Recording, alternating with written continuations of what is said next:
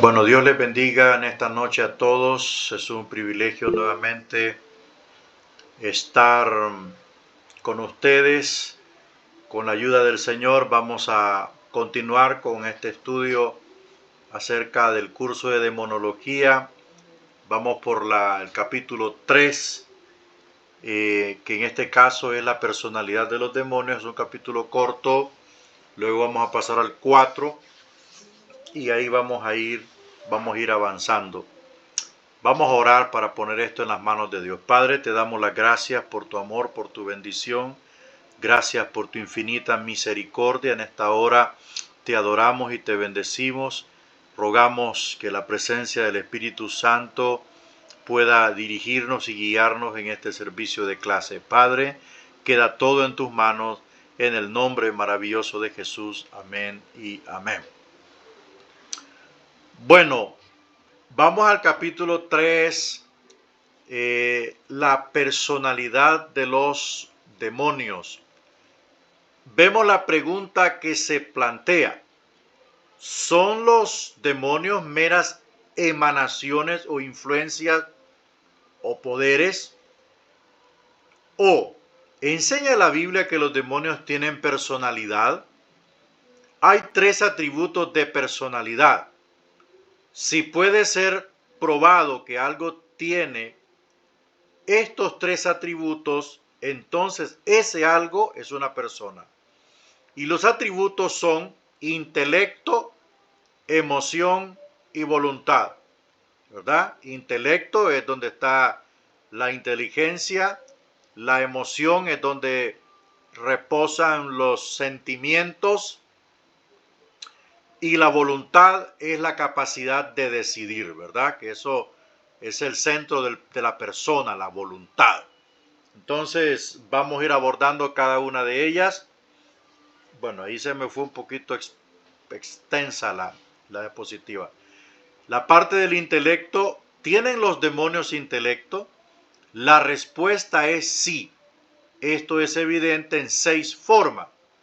Primero, los demonios saben quién es Jesús.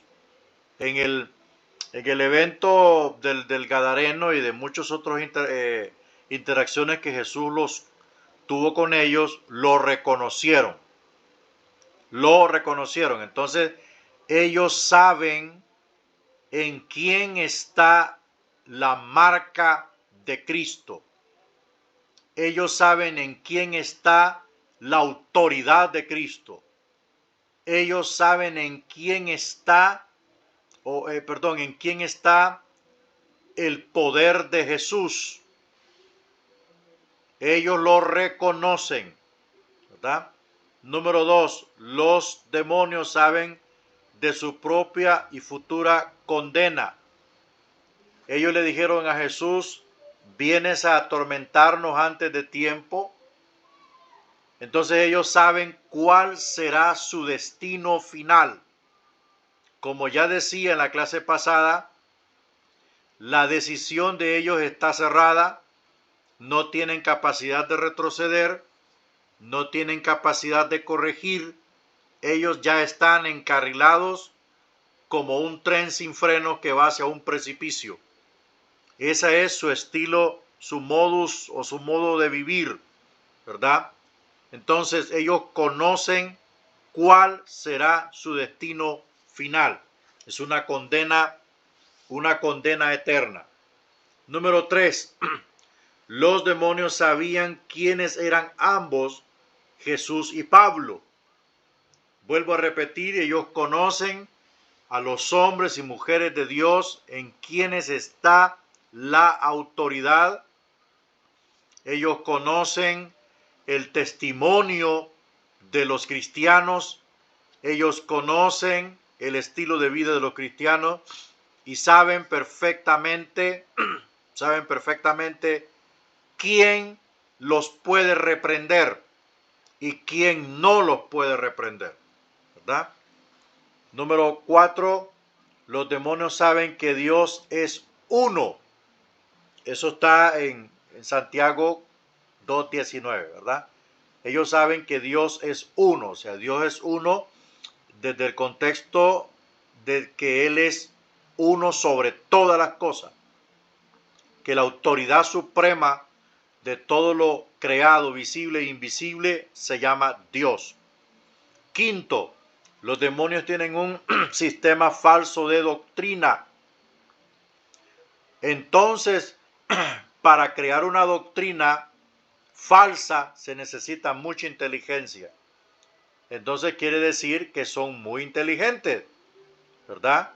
Las falsas doctrinas fueron creadas por los demonios para poder desviar a los hombres del verdadero conocimiento de Dios, ¿verdad? Entonces, las falsas doctrinas o doctrinas de demonios, como lo dice 1 Timoteo 4, 1 y 3, entonces son producto de la inteligencia de los demonios. Sexto, los demonios tienen la habilidad de comunicarse por el habla. O sea, los demonios tienen intelecto y la inteligencia les ayuda a hablar. O sea, no son mudos ni ventrílocos, sino que tienen la capacidad de hablar. Se comunican. Amén. Se comunican. Entonces ahí están las 6 formas de ver el intelecto de estas entidades malignas llamados demonios. Ahí están las citas bíblicas que lógicamente usted los puede revisar con mayor detención en su hogar. Vamos a la capacidad número 2, que es la emoción o el atributo personal, que es la emoción. ¿Tienen los demonios emoción? La respuesta es sí. Esto se puede ver de dos maneras. Primero, tienen la emoción de ferocidad y enojo. Mateo 8:28. Segundo, tienen la emoción del temor. Mateo 8:29. Santiago 2:19. Entonces los demonios tienen el segundo atributo, que es emoción. La emoción de ellos, está direccionada hacia el odio. Es el sentimiento que ellos tienen. Odio, repudio. Son feroces, son agresivos, son violentos, ¿verdad? Son intrépidos. Entonces uno como cristiano tiene que tener mucho cuidado y conocer estos aspectos personales de ellos para poderlos expulsar. Entonces, por lo tanto, ellos tienen intelecto, tienen emoción. Vamos a ver la número 3. Ellos tienen voluntad. ¿Tienen los demonios voluntad? La respuesta es sí. Y esto se puede ver en 3 formas. Primero, tienen la voluntad de hacer pedidos. Mateo 8:31. O sea, ellos piden. Ellos piden, o sea, eso es voluntad. Segundo, tienen la voluntad de obedecer órdenes. Tienen la voluntad de obedecer órdenes. O sea que todo esto es parte de una voluntad definida. Ahí están las citas bíblicas, Marcos 1:27 y Lucas 4:35 al 36. Y tercero, tienen la voluntad de salir de una persona. Buscar un nuevo lugar donde vivir o volver al lugar donde antes vivían. Entonces también tienen memoria, ¿verdad? Tienen memoria. Mateo 12, 43, 45 da una explicación acerca de esto. Todo esto es evidencia del ejercicio de la voluntad. Los demonios tienen los 3 atributos de la personalidad: intelecto, emoción y voluntad. Esto demuestra que ellos tienen una personalidad. O sea, cuando hablamos de que tienen personalidad, es que tienen identidad. Tienen identidad. No son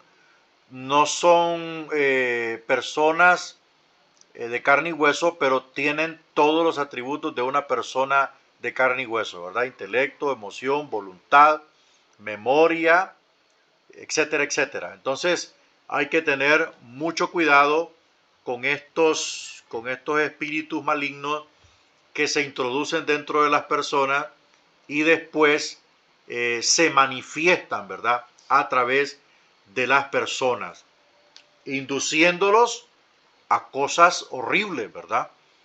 induciéndolos a cosas horribles. Vamos a ir avanzando con esto. El cuarto capítulo se llama El origen de los demonios. Al discutir el origen de los demonios será necesario separarlos en dos categorías: demonios libres y demonios confinados. Ahí estoy de acuerdo yo. Ahí estoy de acuerdo. Hay demonios que están encerrados y otros que están confinados. En definitiva, todos los demonios, tanto libres como confinados, tienen el mismo origen. Aquí dice que son ángeles que cayeron junto con Satanás cuando él cayó. Todos los demonios originalmente eran demonios libres, pero algunos de ellos han sido confinados desde entonces. Será necesario hacer esta distinción. Bueno, cuando hablamos de los ángeles caídos, la Biblia nos da respaldo escritural para darnos cuenta de que hay un sector de los ángeles rebeldes que están presos, como dice el libro de Judas, en prisiones de oscuridad. Estos espíritus de maldad son los seres más peligrosos, los más caóticos de lo que podemos denominar como creación angelical. Entonces están encerrados allí por la soberana voluntad de Dios. O sea, no es que el diablo los fue a encerrar allí para decirles: miren muchachos, nos vemos antes del juicio final y ahí le vamos a dar con todo. No, no, no. Esto es una cuestión soberana de Dios, porque Apocalipsis nos da señales cuando, creo que en el capítulo 20 dice: vi una estrella caer del cielo y en su mano traía una llave, y la llave era la llave del pozo del abismo. Esa estrella era un ángel, ¿verdad? Era un ángel que caía del cielo con la autorización de Dios para abrir esa puerta y dejar libre a todos esos seres malignos, demonios y etcétera, etcétera, que están encerrados allí. Otros están libres, operando, que están al servicio de Lucifer, pero estos seres espirituales están encerrados allí únicamente para el día y la hora que Dios tiene determinado en su programa. Es la fase final de su programa de juzgar y purgar los pecados de la humanidad en el tiempo de la tribulación y gran tribulación. Entonces vamos a ir avanzando con esto. Veamos el origen de los demonios libres. Los demonios y ángeles caídos son los mismos. Esto es la aseveración que hace este autor de este libro. Entonces, para comprender el origen de los demonios libres es necesario reconocer que estos demonios y los ángeles caídos son unos y los mismos, más bien que dos categorías separadas de seres. Bueno, yo difiero con esto por la razón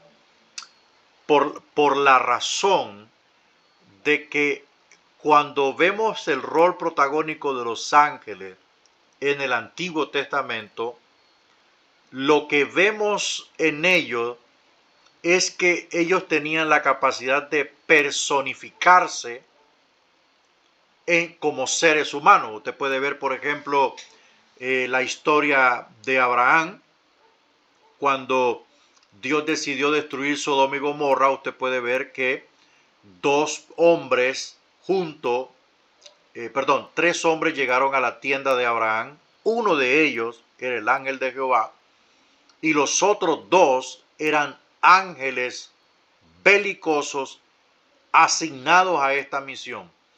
Cuando el ángel de Jehová recibe la ofrenda de Abraham y todo eso, y le da la palabra de que el siguiente año Sara tendría un hijo y todo eso, y confronta a Sara porque Sara se rió, y él le dice: mira, Sara, tu esposa, se acaba de reír. Ella dice: no, yo no me reí. Pero sí, le dice: tú te reíste. Entonces, cuando termina el argumento allí, que Abraham despide a estos hombres, los despide, dice el texto que el ángel de Jehová se aparta de ellos y los otros dos voltean a ver hacia Sodoma y Gomorra. O sea, la expresión afirmar su rostro hacia Sodoma y Gomorra, entonces eso quiere decir que la misión de ellos era destruir Sodoma y Gomorra. Número 2, cuando llegan a Sodoma y Gomorra, llegan con la misión de sacar a Lot, el hermano mediocre, sacan a Lot, pero ¿qué pasa? Lot los encierra en la casa, los honra y todo eso. Llegan los moradores de Sodoma a quererlos sacar de la casa de Lot para violarlos. ¿Qué fue lo que hicieron ellos? Simplemente cegaron sus ojos y los ciudadanos no podían ver a dónde estaban esos hombres. Esos eran ángeles personificados en seres humanos. ¿Ok? Eran ángeles personificados en seres humanos. Entonces, por lo tanto, los ángeles no ocupan cuerpos. No ocupan cuerpos porque ellos son seres completos y cabales. Mientras que los demonios necesitan por ley residir en un cuerpo. Una cosa es personificación y la otra cosa es posesión.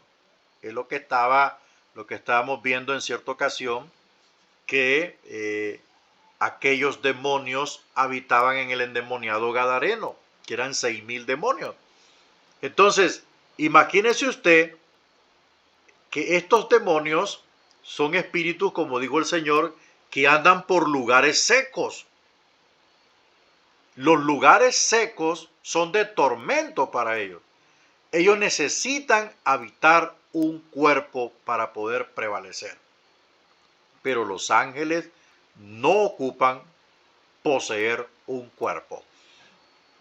Entonces, difiero de esto, lo desecho, porque los ángeles caídos son uno y los demonios, que son seres de menor grado, son seres espirituales muy inferiores a los ángeles, son distintos, ¿verdad? La Biblia nos muestra dos tipos de espíritus o seres espirituales diferentes, unos en mayor rango, en mayores capacidades, mayores virtudes, y los otros en menor rango y en menores capacidades. Vamos a ver el inciso A. Bueno, tienen una misma relación con Satanás. O sea, mire, vamos a hacer algo. Esta información así la vamos a manejar de manera generalizada. Los demonios y los ángeles caídos, todos están al servicio de Satanás. Todos son soldados del diablo. Entonces manejan una relación muy cerca con él, ¿verdad? O sea, eso es algo generalizado. Tienen la misma operatividad porque él es el comandante de ellos, ¿no? Él es el Dios de ellos. Bueno, vamos a saltar aquí. La caída de Lucifer y sus resultados sobre los ángeles. Aquí tenemos Ezequiel 28, 11, 19. Describe la caída de Lucifer. Yo quisiera que me leyeran, por favor, en voz audible y despacio, estos versículos de Ezequiel 28, 11 al 19. Alguien que me los lea, por favor.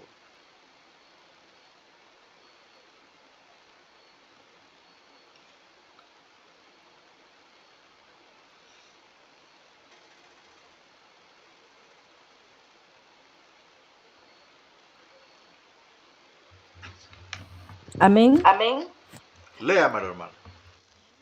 Ezequiel 28, del 11 al 19.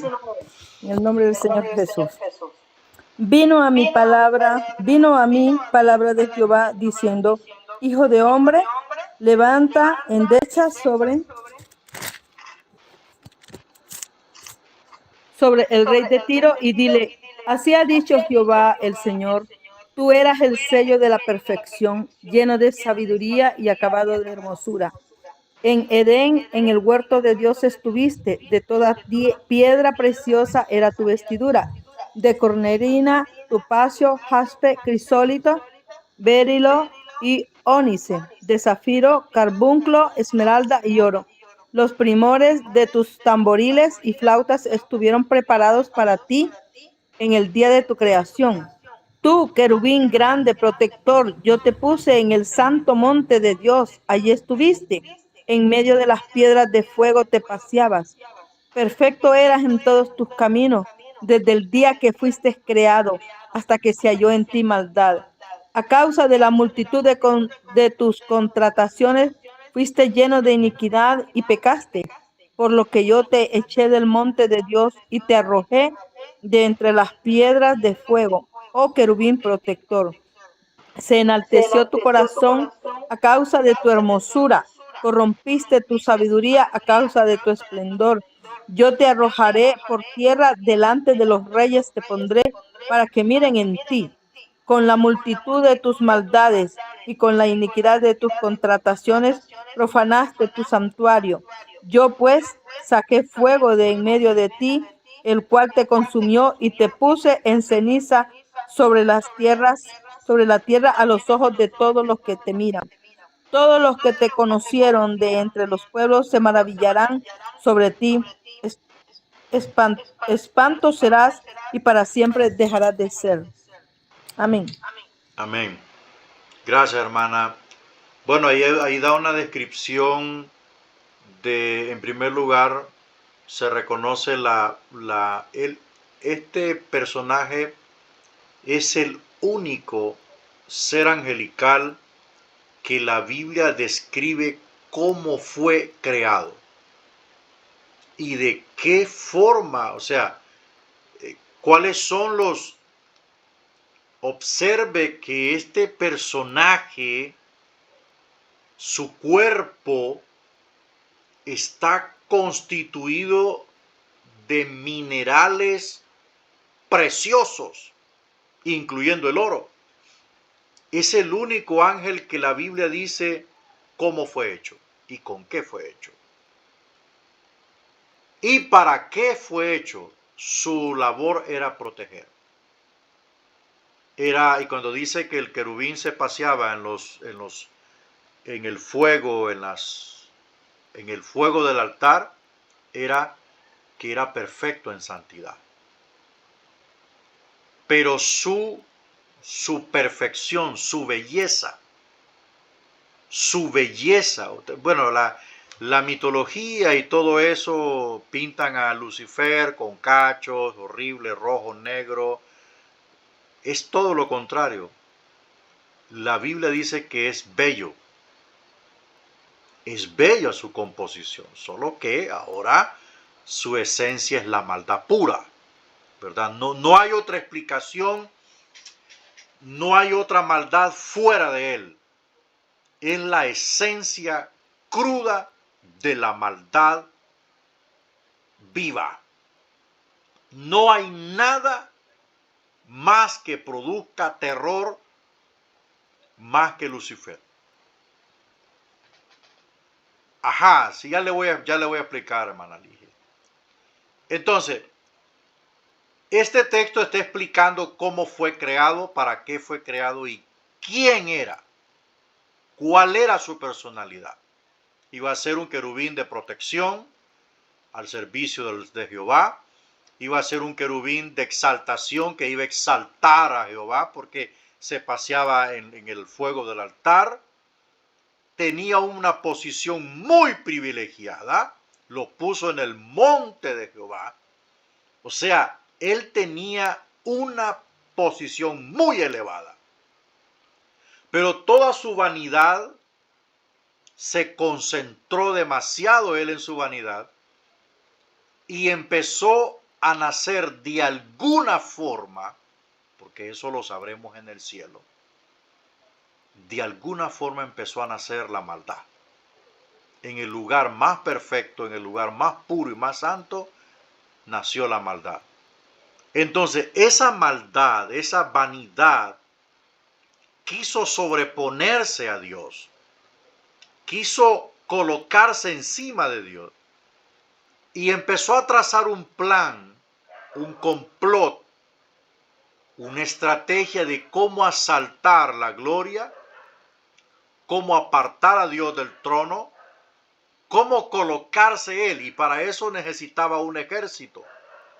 Y empezó, recuerde que la Reina Valera traduce la palabra contratación, pero allí no es contratar, allí la palabra es persuadir. Empezó a persuadir con engaño a muchos ángeles, a millares de ángeles, con mentalidades perfectas y completas, pero que él poseía una astucia mayor de tal forma que reemplazó la palabra que Jehová había puesto en la mente de los ángeles a su servicio por un mensaje barato, por una ideología barata, y ellos le hicieron caso, le obedecieron y cayeron junto con él. Entonces, esas persuasiones engañosas son las que incrementaron su iniquidad, ¿verdad? Porque ahí la palabra correcta es iniquidad. La iniquidad es lo que produce el pecado en el hombre. Es la raíz del pecado humano, la palabra iniquidad. Entonces, Satanás fue despojado, derrotado, expulsado del cielo, lo quitó el Señor del puesto elevado donde lo había colocado y lo lanzó a la tierra. Y le dice, estuviste en el huerto de Dios, estuviste allí en el huerto de Dios, porque el Señor lo lanzó antes de que el huerto fuese creado, ¿verdad? Antes o simultáneamente, al caso que no podemos fijar, por supuesto, porque la Biblia no lo dice, no podemos fijar el momento preciso, pero sí hay evidencia de lo que dice Ezequiel, que estuvo en el huerto de Dios. Entonces, eso es lo que podemos ver aquí, que este personaje perfecto engañó a muchos ángeles con una mentira muy barata, pero que se descarriaron juntamente con él. Vamos a seguir ahondando en esto. Algunos ángeles fueron convencidos por las obras de Satanás, pero no la mayoría. Los que fueron convencidos por Lucifer fueron los ángeles que cayeron con él. Esos son ahora, para este hermano, los demonios, que están libres y hacen la voluntad de Lucifer. Hubo tres resultados de la caída de estos ángeles. Primero, perdieron su santidad original. Claro que sí. El pecado corta la santidad y la comunión con Dios. Dos, se volvieron corruptos en su naturaleza y conducta. Eso es claramente real, como lo demuestran los varios nombres del Antiguo Testamento para los demonios.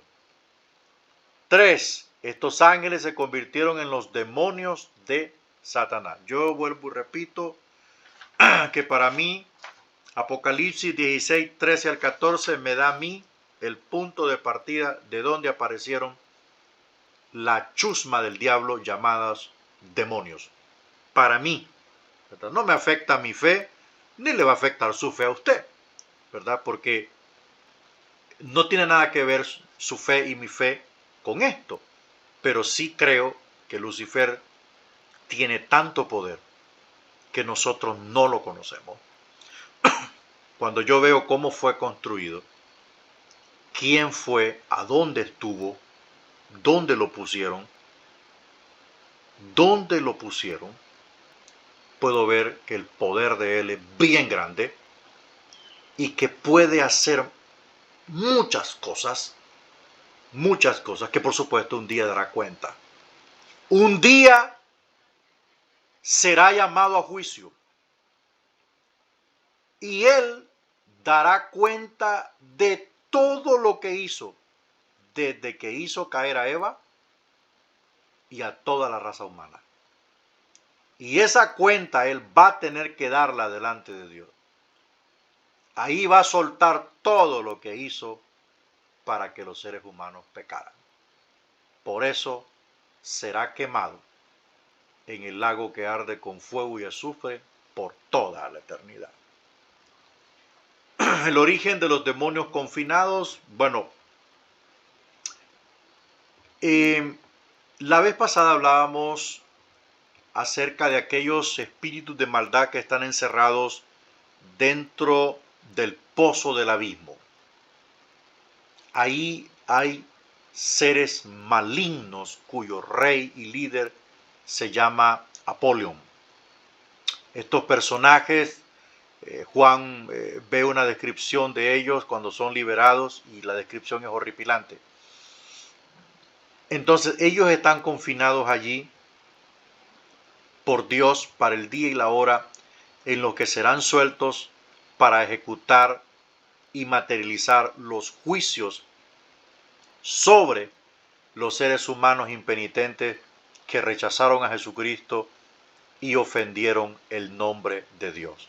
Entonces, estos demonios y ángeles perversos están encerrados en ese pozo sin fin, donde nadie puede ir, por supuesto, ningún ser mortal puede entrar allí, que solamente Dios tiene la autoridad para liberarlos de ese lugar. Quiero que avancemos acá. Los demonios confinados temporalmente. Algunos demonios fueron confinados temporalmente después de ser expulsados de una persona. El demonio Legión de Lucas 8:31 no quería ser enviado al lugar de confinamiento. Mire, no nos envíes al abismo. No nos envíes al abismo, le dijo la Legión. Déjanos entrar en ese hato de cerdo. Entonces no querían ir allí y pidieron permiso para entrar en el hato de cerdo, y algunos son confinados temporalmente después de ser expulsados y luego liberados más tarde. Bueno, aquí hay una cuestión, no voy a entrar en esto porque la Biblia no me lo dice, de que cuando una persona, cuando un cristiano expulsa un demonio, lo expulsa de punto y final. Usted y yo no sabemos qué pasa después. No sabemos.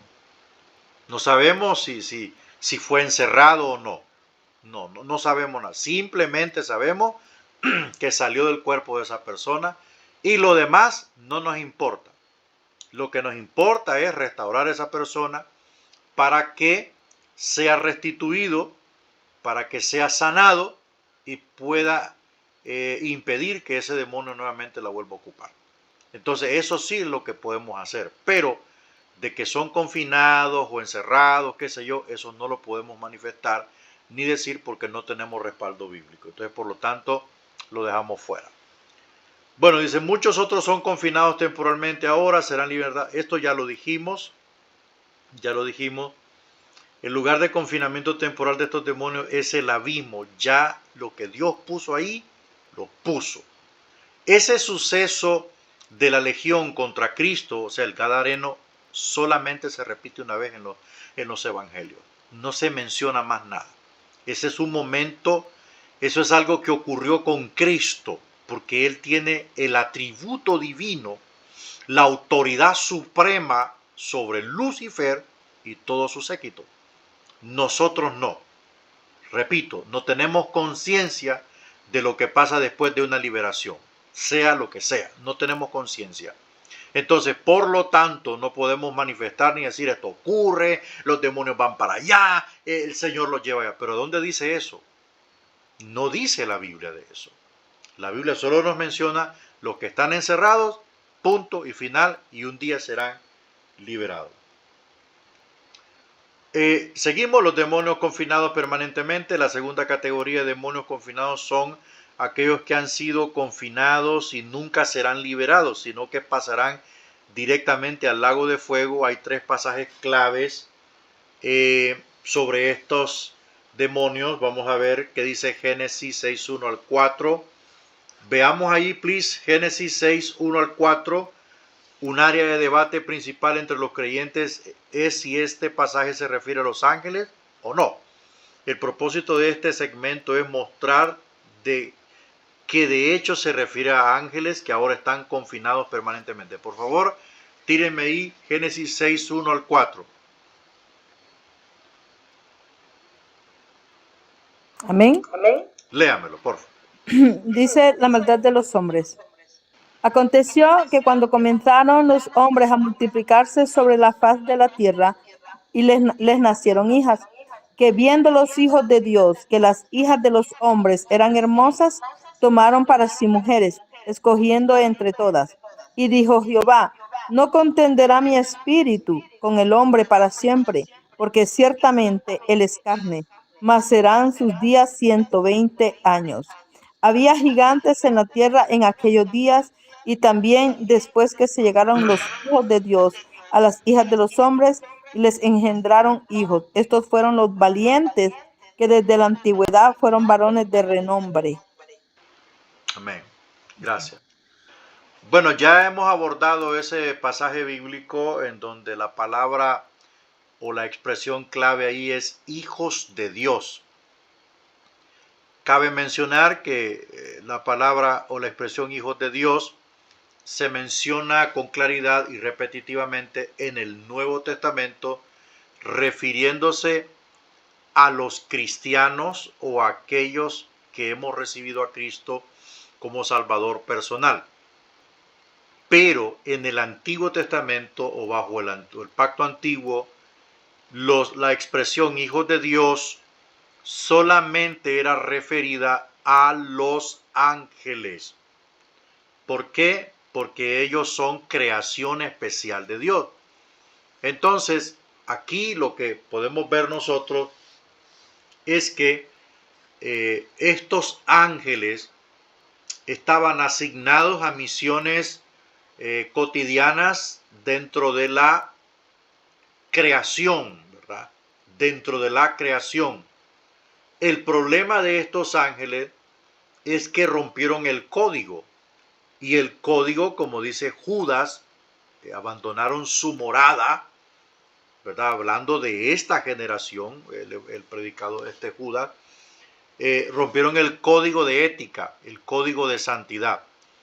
O pusieron mucho sus ojos sobre las mujeres de este mundo, como podemos ver aquí, las mujeres de este mundo, hijas tanto de la descendencia de Set como de la descendencia de Caín, hijas son hijas, mujeres bonitas, hermosas.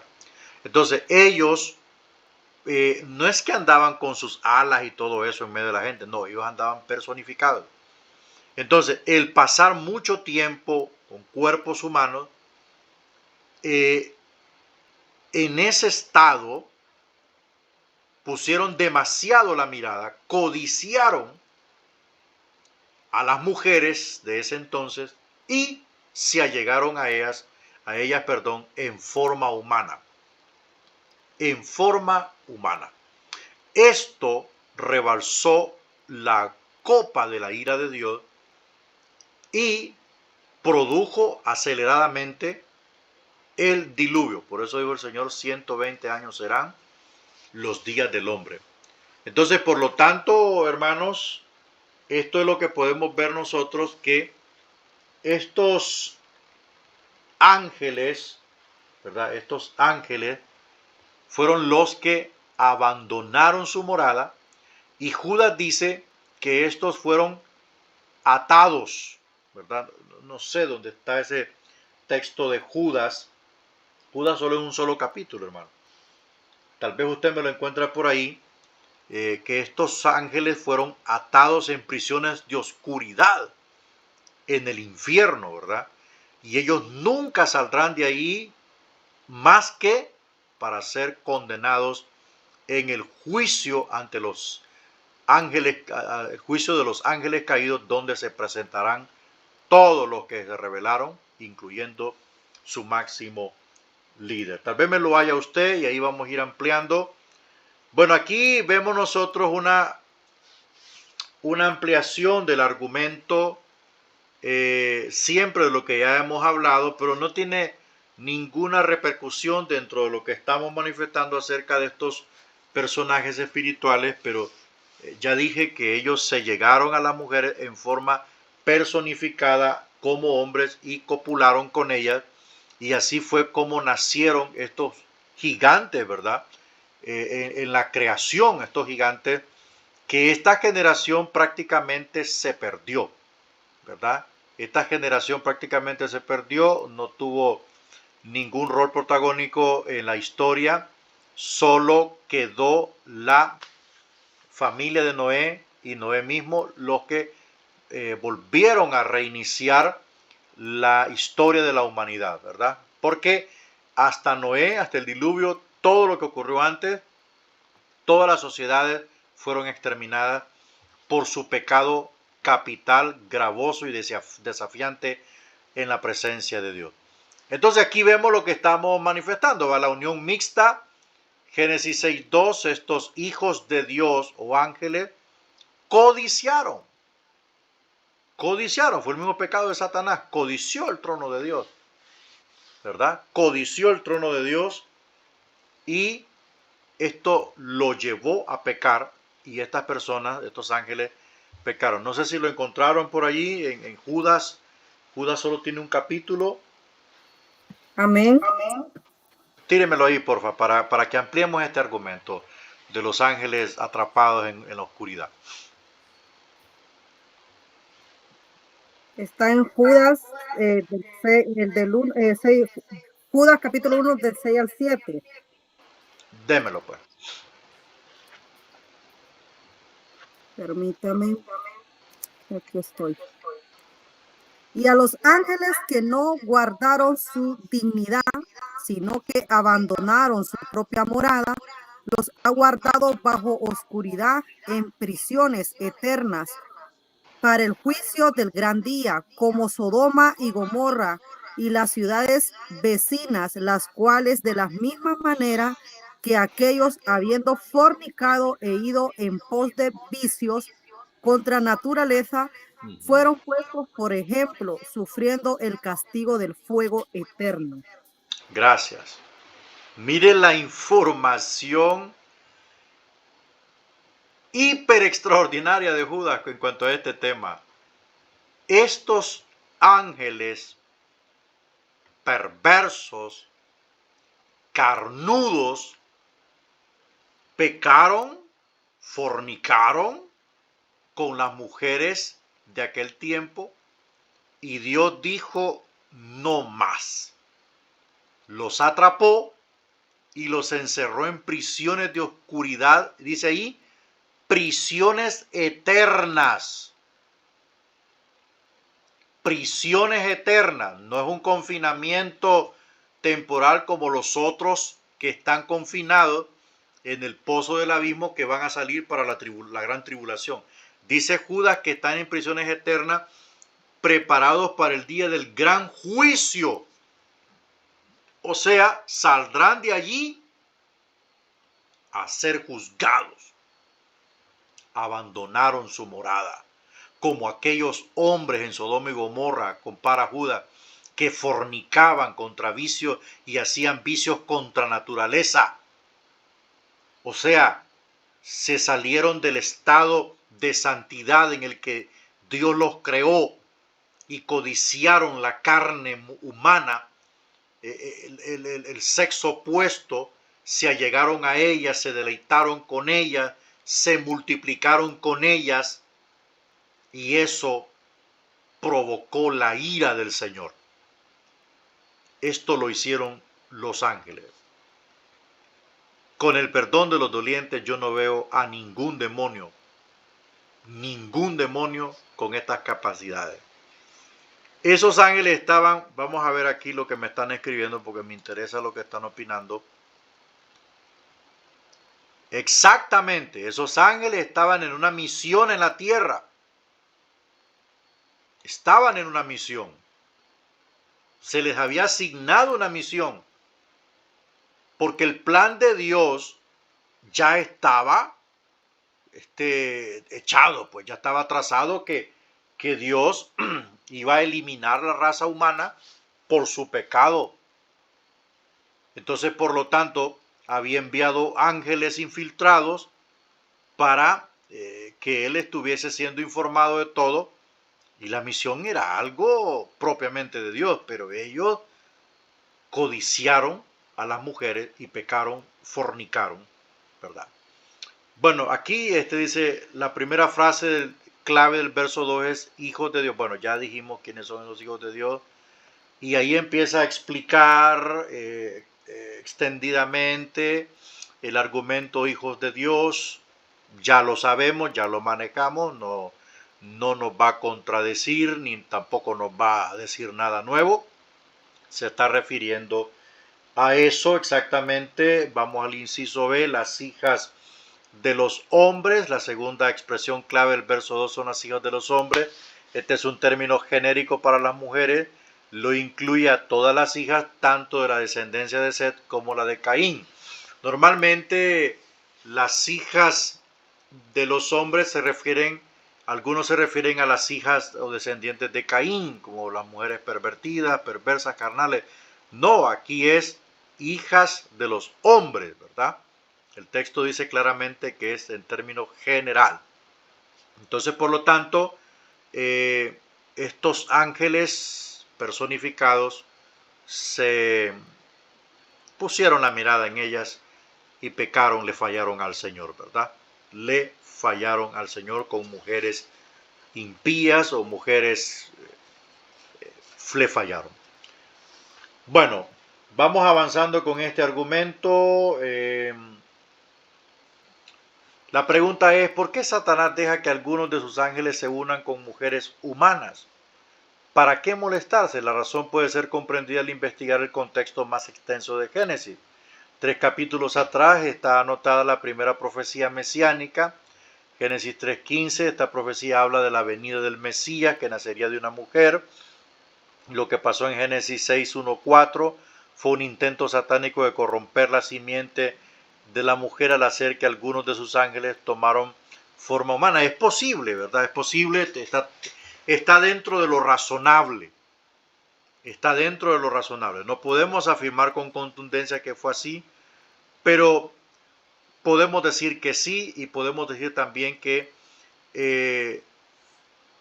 bueno, cuando dice aquí sus ángeles, estos ángeles que fallaron copulando con mujeres no eran de Satanás, eran enviados de Dios. Como dice Judas, le fallaron al Señor, abandonaron la santidad y por supuesto se hicieron del bando de Lucifer. Todo fue para contradecir a Dios. Todo fue para contradecir a Dios. Bueno, ya estamos llegando al final de esta clase. ¿Cuál fue el resultado de la unión mixta de Génesis 6:3? El resultado de esta unión mixta fue el juicio de Dios. Y dijo Jehová, no contenderá mi espíritu con el hombre para siempre, porque ciertamente él es carne, o sea, materia, mas serán sus días 120 años. En el versículo 3 Dios pronunció su juicio. El Espíritu Santo no continuaría tratando con esta clase de mal para siempre. Y Dios decretó la destrucción de la humanidad a ser cumplida dentro de 120 años después. El medio de destrucción sería el diluvio.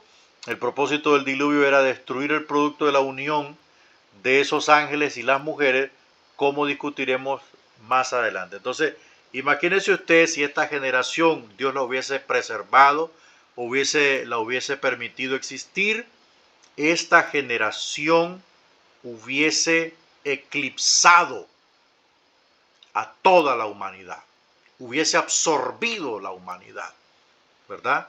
Y a saber cómo fuese este mundo. Si este mundo, por decir así, que nació de Noé y de su familia es perverso, no digamos de esa generación de hombres que nacieron de esa unión mixta, ¿verdad? De esa unión mixta.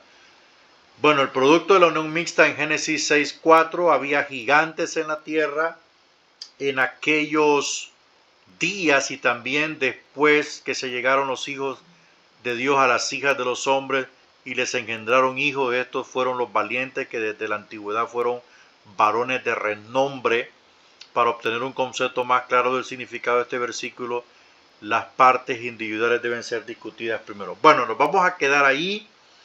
Después vamos a ver quiénes son los Nefilín y todos esos nombres que están en la cultura y la literatura hebrea con respecto a esta generación, amén, esta generación que nació de la unión mixta de estos ángeles que le desobedecieron a Dios en la tierra, que conste, como dice Judas, abandonaron su estado de santidad y se descarriaron fornicando, como lo habían hecho los hombres de Sodoma y Gomorra.